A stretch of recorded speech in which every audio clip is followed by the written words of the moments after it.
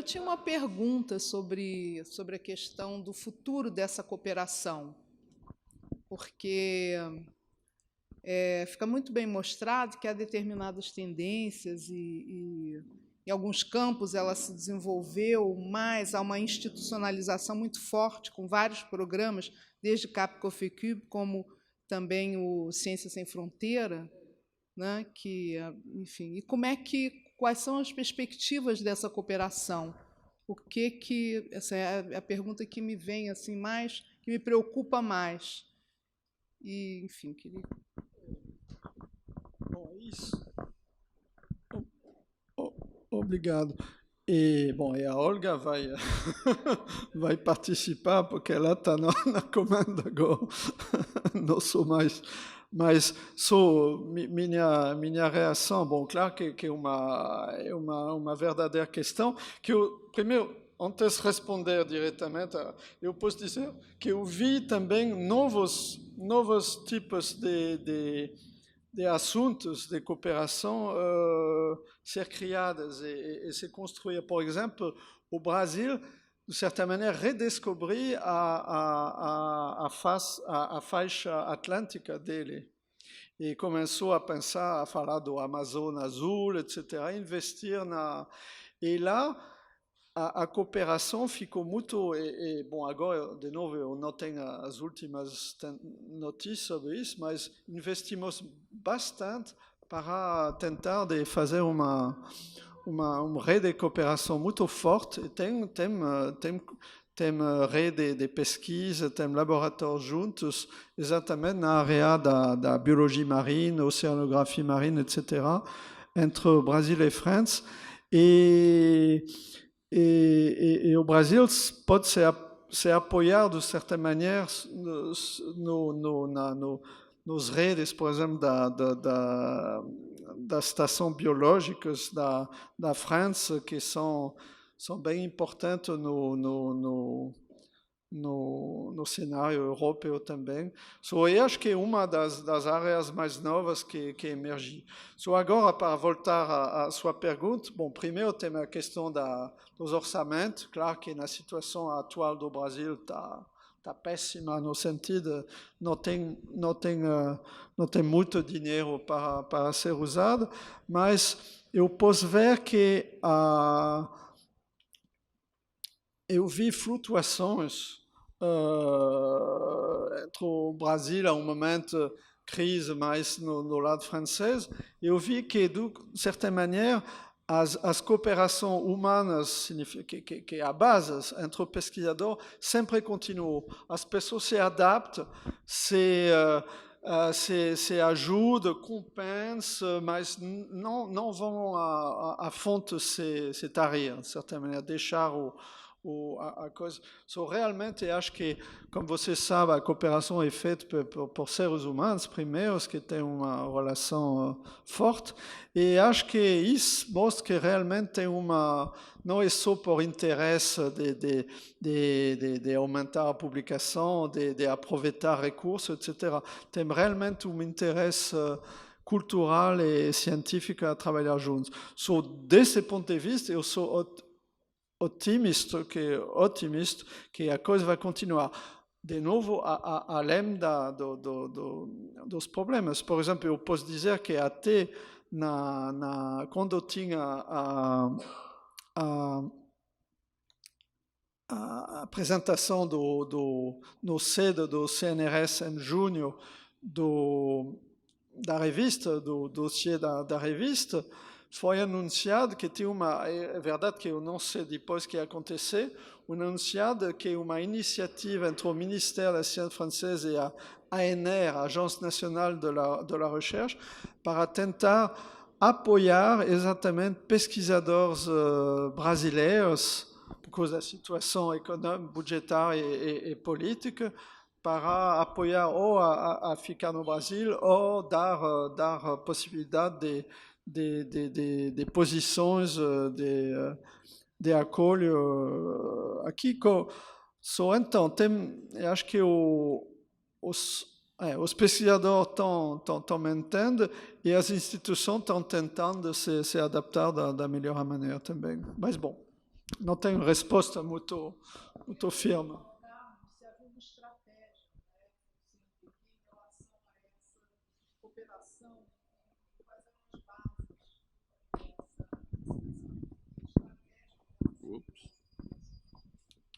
Bom, havia sim, porque havia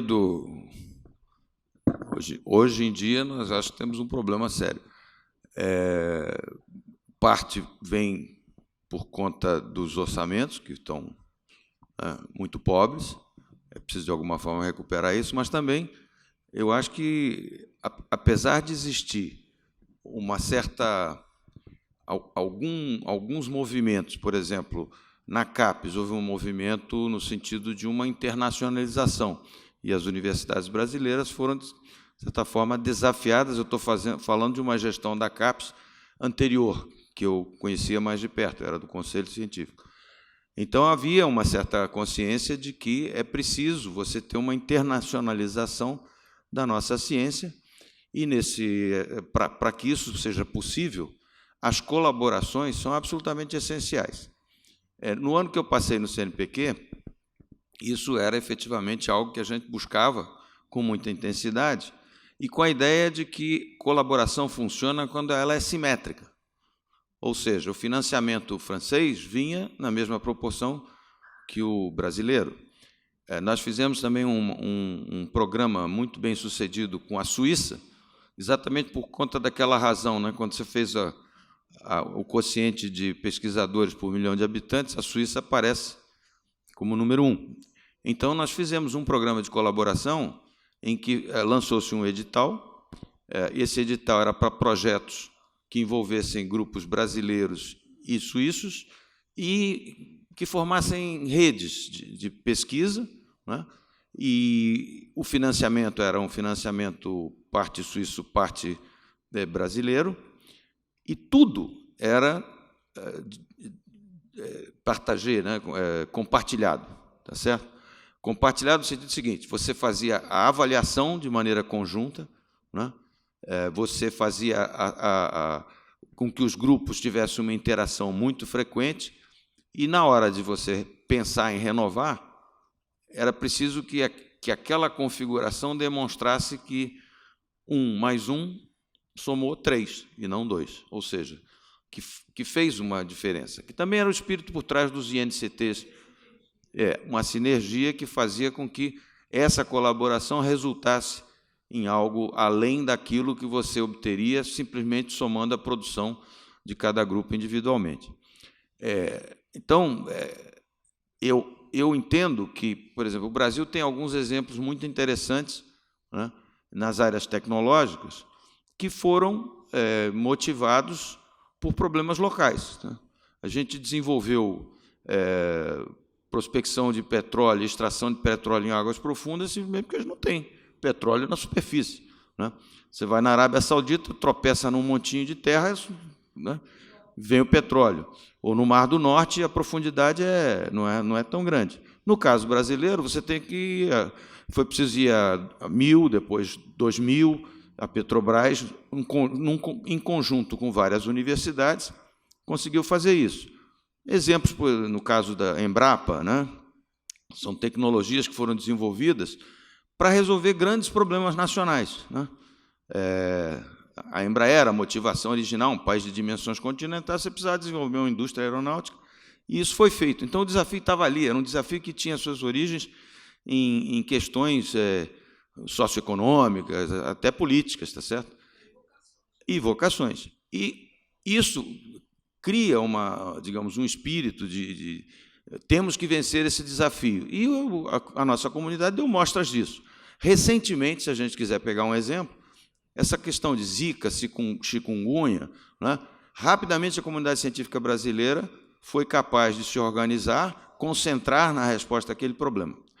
A questão é que, em certas áreas de ciência, matemática, por exemplo, ou física, certas áreas de física, origens do universo, interação de fortes ou grandes aceleradores, etc., etc., isso a grande motivação para isso, o que é? é algo que é intrínseco ao ser humano, é a necessidade de conhecer. Então, para que a pesquisa no nosso país adquira patamares internacionais e tenha números de citação, no fundo era essa a minha intervenção, não era bem a que a Ana Célia provocou, mas agora eu pego o gancho. Exatamente, submarino, exatamente. O submarino é outro exemplo. O submarino é um exemplo interessante porque, graças a esse desafio, que é um desafio com uma certa, sei lá, que vem de uma questão até militar, defesa, essa coisa toda, mas o fato é que você consegue juntar pesquisadores e você vai superando etapas. A gente domina o ciclo do combustível, né, com um processo de enriquecimento de urânio que foi feito no Brasil, porque esse também você não conseguiria importar de lugar nenhum, tá certo? A mesma coisa em relação à construção de reatores. Agora nós estamos tentando construir o primeiro reator de potência. Mas quando você fala em matemática, física, né, em algumas áreas, né, nós só vamos ter um impacto internacional grande se nós tivermos um protagonismo. E para que você possa ter esse protagonismo, a colaboração internacional é essencial. Tá certo? Quando você falou do Luiz Davidovich, por exemplo, a trajetória acadêmica do Luiz Davidovich, eu conheço bem, porque é um amigo querido e tal, então eu conheço bem a vida dele, tá certo? Você vê que há um salto a partir do momento em que ele vai para a École Normale, lá adquire isso que você falou de juntar física teórica e física experimental, vem da escola do Kastler, do Claude Cointano-Di, eles já estão na 3ª geração de prêmios Nobel, para você ter uma ideia. Esse laboratório lá eu acho que o nome do laboratório é Kastler, né? Pois bem, quando o Luiz foi para lá, tá certo? Ele se juntou a um grupo que era conhecido internacionalmente, e esse grupo percebeu nele a competência, o talento, a qualidade, que fez com que todo o trabalho teórico que levou ao Prêmio Nobel do Sérgio Rocha é da lavra do Luiz Davidovich e do Nissim Zaguri, que estão ali. Você vai na UFRJ, você tropeça neles, tá certo? Então, aí a colaboração internacional é absolutamente essencial, né? Mas é uma colaboração de verdade, onde o outro lado tem que perceber a riqueza que existe do lado de cá, e nós sabemos com toda clareza que nós estamos atrás de quê? De protagonismo, de fazer com que o nosso trabalho seja visto, reconhecido, tá certo? E a melhor maneira de fazer isso em última análise, é o seguinte: se você quer jogar futebol bem, né, não vá treinar com o Flamengo de Arapiraca. O Flamengo já foi uma certa crueldade aqui, né? Você vai jogar com o Liverpool ou o Flamengo da atualidade, que está muito bem, tá certo? Vai jogar com times de primeira, né, e procurando cada vez se entrosar e fazer melhor. Então, é nesse sentido que eu acho que essa colaboração com a França ela vai progredir, ela vai ser bem-sucedida, vai continuar sendo bem-sucedida, porque é do interesse do Brasil e, por outro lado, é do interesse da França. Porque um pesquisador francês em biodiversidade não pode simplesmente ignorar o fato de que 1/3 da biodiversidade do mundo está aqui, né? E só se conhece 5% da biodiversidade da floresta amazônica, estimativa aí dos especialistas. Assim como há esse problema, você mencionou, a Amazônia Azul é um enorme laboratório. Então, o país tem a oferecer grandes oportunidades de pesquisa, e é por isso que eu acho que, primeiro, as colaborações são essenciais. A nossa tradição de colaborar com a França é absolutamente fantástica, e eu tenho certeza de que vai continuar, porque tem dado frutos e continuará dando frutos. E isso, tem toda uma história por trás. E, além disso, nós temos aí uma nova geração, né, de pesquisadores que já foi educada, acho eu, com esse espírito. Então, eles já têm, de certa forma, no seu DNA, essa ideia de que ciência é um empreendimento internacional, e quanto mais internacional for, melhores os resultados. Desculpe aqui, eu me alonguei, mas...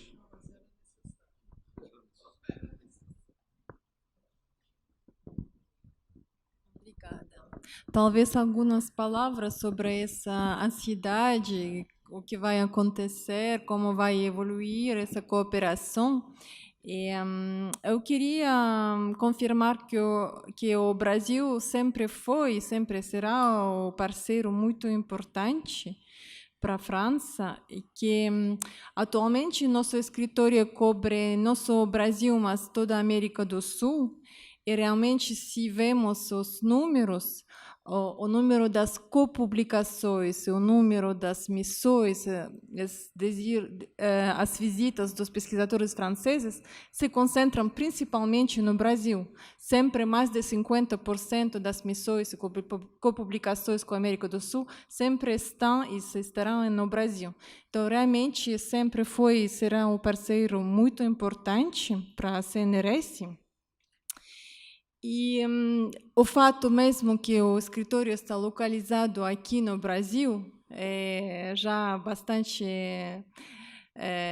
impactante e fala muito, porque antes se localizava em outro país, em Chile, por exemplo, em Santiago do Chile, e tomaram a decisão que seja aqui no Brasil, que seria mais lógico. Sobre alguns programas de cooperação, temos um programa que funciona muito bem, mesmo com o problema de orçamento que conhecemos atualmente, é o programa das cátedras franco-brasileiras. Não sei se conhecem esse programa, é o programa da Embaixada da França. Então, claro, e não somente tem, mas vai ser renovado. Então, existe já em São Paulo, funciona muito bem. Existia também em Rio de Janeiro, com algumas universidades, com a UERJ, e acabam de assinar o acordo há uns 2 meses. Se FAPERJ com a Embaixada da França para uns 15, acho, cátedras, que é muito. E também para financiar os doutorantes também, que é realmente... Então, não tem que se preocupar, se tem dificuldades, claro, mas tem também soluções e outras opções, não? Para continuar.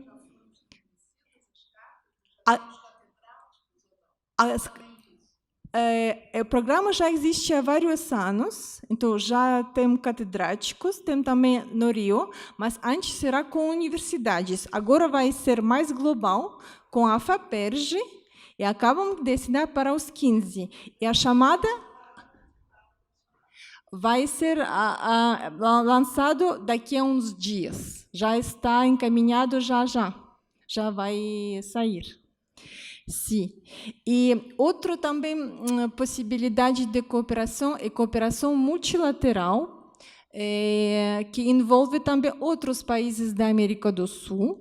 Então, tem alguns programas que funcionam muito, muito bem, e o Brasil sempre está presente, como AMSUD em matemática, em ciências de comunicação, e também vai começar um novo programa em área de clima. E vários países da América do Sul estão envolvidos, e o Brasil sempre é este parceiro muito importante, muito presente. Então, as coisas estão encaminhadas bastante bem. E o que mais? Justamente, há alguns dias, houve uma reunião de várias agências europeias, de Alemanha, Itália, etc. E a Alexis estava presente em São Paulo, e todas as agências, eu falo sobre o controle de Alexis, confirmaram o interesse e a importância de continuar a cooperação com o Brasil. Que não só para a França, mas para outros países da Europa e outros países, Alemanha, etc., o Brasil sempre foi e será um parceiro importante. Então, não sei se querem... Não. Tá, então, era isso. A minha questão tem a ver um pouco com qual a sua... se pode traçar assim, uma perspectiva, né, no seu papel de pesquisador, se você vê uma perspectiva de abertura para mais formas de cooperação, para mais interação do Brasil com a França e até com outros países também interessados na relação da produção e consumo, né? A gente está aí no centro de uma crise climática, né? Alguns países vêm se posicionando, assinando declarações reconhecendo a crise climática. Isso acabou de acontecer com a União Europeia, né, que declarou crise climática agora. E o Brasil está no centro da discussão sobre a questão da produção e consumo, né, da produção, seu modelo de produção, né?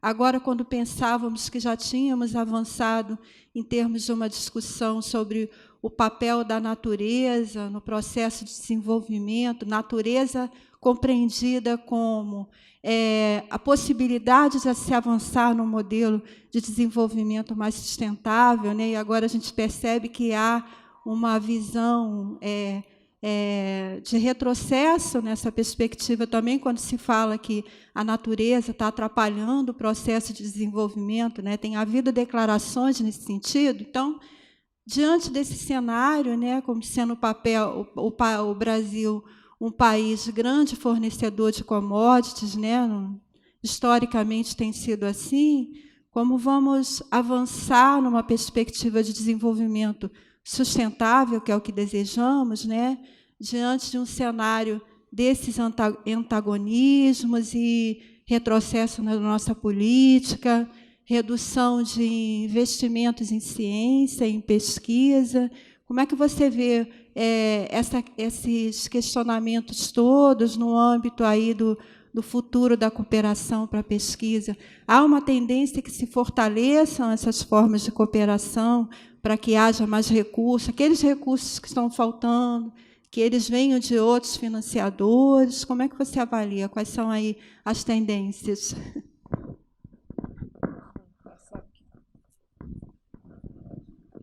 Obrigado pela pergunta, que não é uma pergunta fácil para responder, mas não, você tem toda a razão. Eu acho que tem a questão da sustentabilidade do nosso modelo de civilização, de consumo, de produção, tem também o impacto, a externalização no meio ambiente, que funcionou por um tempão, não funciona mais.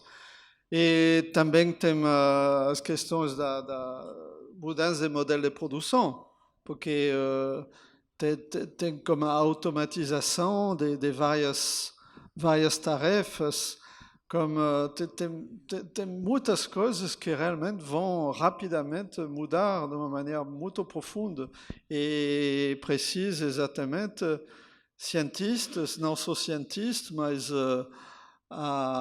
equipas mixtas entre pessoas do terreno, etc., para tentar de antecipar e de refletir sobre isso. E acho que até tem uma tendência, não só no Brasil, mas de retrocesso na relação à ciência. Bom, aqui temos terraplanistas que são mais conhecidos, mas eu acho que nós temos que, como cientistas, defender a ciência, defender as maneiras de tentar de construir conhecimento dividido.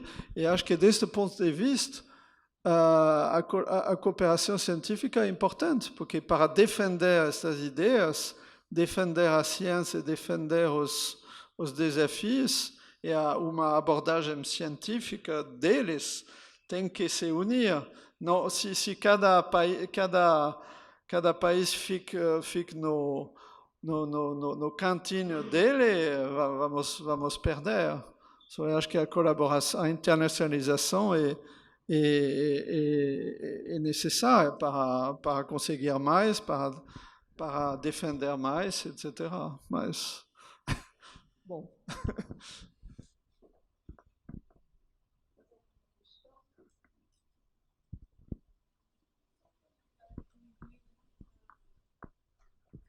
Só 2 comentários que eu queria até compartilhar com a Olga também, com o Jean-Pierre, a gente tem conversado, que me intriga muito na cooperação com a França, é que eu acho que o Brasil, exatamente pelas questões que o Aragão trouxe, que nós temos a ciência muito dirigida à solução dos problemas, né, em muitas frentes, a gente avançou muito na pesquisa interdisciplinar, né? Eu acho que a pesquisa interdisciplinar é uma realidade no Brasil, e hoje, por exemplo, na CAPES, eu acho que são mais de 300 programas, né? É uma barbaridade.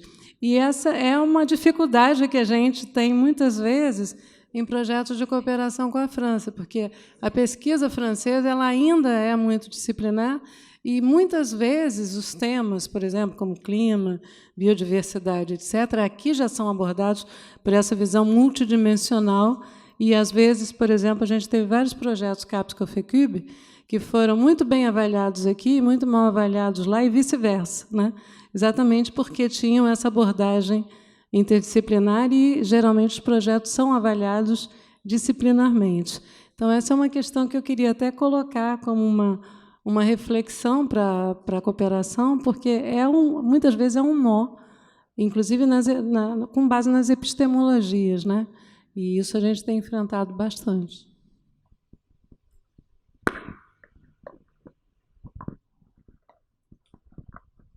Não, eu acho que está bem colocado, e eu lembro, e até falei desta questão, deste problema, como o antigo presidente do COFECUB, Pierre Gesson, bom, tem que haver como também o fato que o lado francês, COFECUB, é uma organização basicamente benévola, não tem, só tem que pedir os ad hoc para fazer a avaliação, etc. Mas tem toda a razão. É verdade que nosso sistema disciplinar está, apesar que tem várias iniciativas, no CNRS, por exemplo, de uma certa maneira, é uma instituição, na diferença das outras instituições de pesquisa francesas que são dirigidas numa disciplina, INRIA, Informática e Matemática Aplicada, INSERM, Biologia e Medicina, INRA, Agronomia, etc., cobre tudo. Mas os desafios, como já foi colocado, de certa maneira, da civilização, transcendem só uma disciplina. A questão da avaliação é fundamental também, mas, como o Carlos Aragão falou, realmente tem que a colaboração bem sucedida dá um disparo. O exemplo da colaboração exemplar entre o Davidovich e a Roche e os outros é exatamente um bom exemplo. E acho que a nova geração dos cientistas, novos jovens cientistas do Brasil também são mais abertos para sair deste tipo de tendência isolacionismo, de ficar na zona de conforto, que é por razão histórica. De certa maneira, eu sou optimista que vai sair. Mas, bom, precisa tempo. Obrigado. Acho que a gente pode terminar aqui, né?